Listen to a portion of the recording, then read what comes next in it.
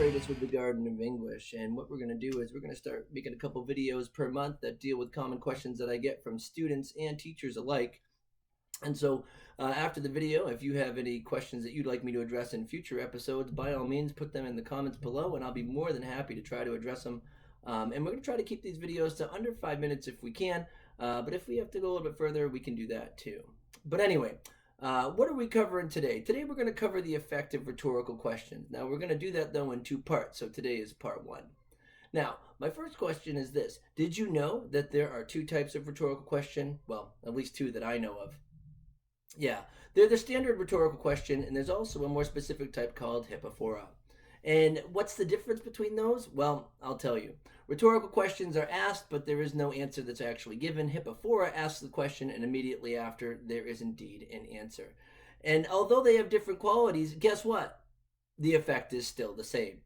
So what is that effect? Well, the effect is kind of like this. They both give the audience a semblance of thinking that they're able to think about the topic at hand, that they're able to think about the concepts that the speaker is actually looking to discuss, and they think that they get to do that for themselves. However, the truth is, what ends up happening is, if it's a rhetorical question, the speaker has already primed the audience to come up with the answer that he or she wants. Or, if it's hypophora, then the speaker actually provides the answer right after the question. So although the audience thinks that they are able to come to the right judgment on their own, they've been primed and given the correct answer right after.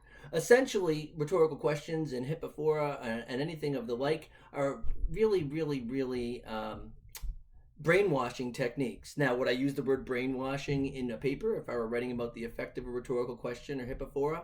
Absolutely not. But would I tell that people that it suggests that the audience can think for themselves on the issue, but actually the speaker leads them to the answer? You better believe it. And, how do I know all of this is true? Well, if you just go back and watch the rest of this video that you've just experienced, I've been asking questions the whole time, and I've been answering them, and now you all know how a rhetorical question actually functions, and so does hypophora, and you actually believe what I have to say. Therefore, you fell for it too. And that's the effect, and it works. It was nice to see you here, and please note that I am going to do a second part on this video, and you might be asking the question why I would do that. Well, let's ask it. Why on earth would I make a second part of a video? And for you teachers out there, here's the answer. Well, it's to make you think.